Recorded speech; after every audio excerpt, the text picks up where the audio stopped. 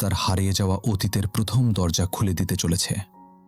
কিন্তু গোলাম জানে না তার স্মৃতি ফিরে আসার আগেই তাকে শেষ করে দেওয়ার জন্য আবার মাঠে নেমেছে সেই অন্ধকার শক্তি, যারা কয়েক মাস আগে তাকে মৃত্যু নিশ্চিত ভেবে রাস্তায় ফেলে রেখে গিয়েছিল।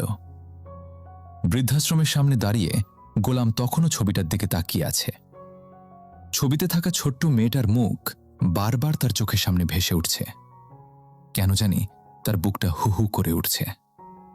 মনে হচ্ছে এই মেয়েটাকে সে খুব ভালোবাসে, খুব আপন কেউ। কিন্তু কে সে? কেন তার মুখ দেখলে বুকের ভেতর এত কষ্ট হয়? নীলা দূর থেকে গোলামের চোখের দিকে তাকিয়ে বুঝতে পারছিল আজ কিছু একটা বদলেছে। আজ প্রথমবারের মতো গোলামের চোখে সে সেই পুরনো শেহজাদের ছায়া দেখতে পাচ্ছে। ঠিক তখনই কিং কোবরার দলের একজন লোক দৌড়ে এসে বলল, বস, এখানে আর 1 মিনিটও থাকা নিরাপদ না, আমাদের খবর পাইছে ওরা। গোলাম অবাক হয়ে বলল, কারা? লোকটা চারদিকে তাকিয়ে নিচু গলায় বলল, যারা আপনাকে শেষ করতে চায়। কথাটা শুনে নীলার বুক কেঁপে উঠল। সে দ্রুত বলল, কে শেষ করতে চায়, কেন? কিন্তু লোকটা আর কিছু বলল না, শুধু বলল, সময় হইলে সব জানতে পারবেন। তারপর সবাইকে নিয়ে সেখান থেকে দ্রুত চলে গেল। বাড়িতে ফেরার পুরো রাস্তা জুড়ে গোলাম একটাও কথা বলল না। তার মাথার ভেতরে বারবার সেই ছবিটা ঘুরপাক খাচ্ছে। রাত গভীর হয়ে গেছে, সবাই ঘুমিয়ে পড়েছে, কিন্তু গোলামের চোখে ঘুম নেই। সে বিছানায় শুয়ে ছাদের দিকে তাকিয়েছিল। হঠাৎ তার চোখের সামনে একটা দৃশ্য ভেসে উঠল। সে দেখতে পেল একটা বিশাল গুদাম ঘর। চারপাশে অসংখ্য মানুষ দাঁড়িয়ে আছে, সবার হাতে অস্ত্র। আর মাঝখানে একটা চেয়ারে বসে আছে একজন মানুষ। লোকটার মুখ পরিষ্কার দেখা যাচ্ছে না, কিন্তু আশ্চর্যের বিষয় হল সবাই তাকে বস বলে ডাকছে। একসময় লোকটা উঠে দাঁড়ালো, আর তখনই গোলামের বুক থক করে উঠল। কারণ লোকটা আর কেউ না, সে নিজেই। পরের মুহূর্তে দৃশ্যটা মিলিয়ে গেল। গোলাম ধরফর করে উঠে বসল। তার শরীর ঘামে ভিজে গেছে। সে হাঁপাতে হাঁপাতে বলল, আল্লাহ, আমি এইসব কি দেখতেছি? আমি কি সত্যি অন্য কেউ ছিলাম? ঠিক তখনই দরজায় টোকা পড়ল, ঠক ঠক। গোলাম ভয় পেয়ে গেল। এত রাতে কে আসবে? সে ধীরে ধীরে দরজা খুলল। বাইরে দাঁড়িয়ে আছে নীলা। নীলার চোখ লাল, মনে হচ্ছে অনেকক্ষণ ধরে কাঁদছে। সে ভেতরে ঢুকে দরজা বন্ধ করে দিল। তারপর কিছুক্ষণ চুপ করে দাঁড়িয়ে রইল।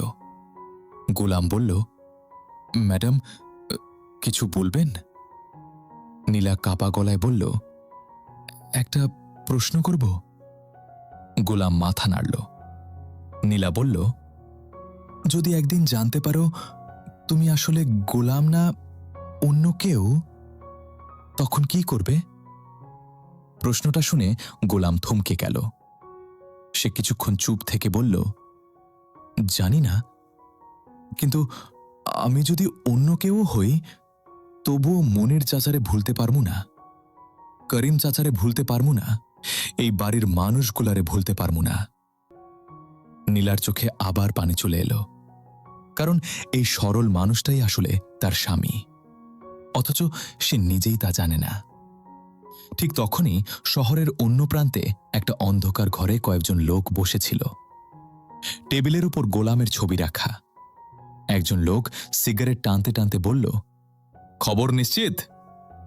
আরেকজন বলল, জি বস, শেহজাদ এখনো বেঁচে আছে।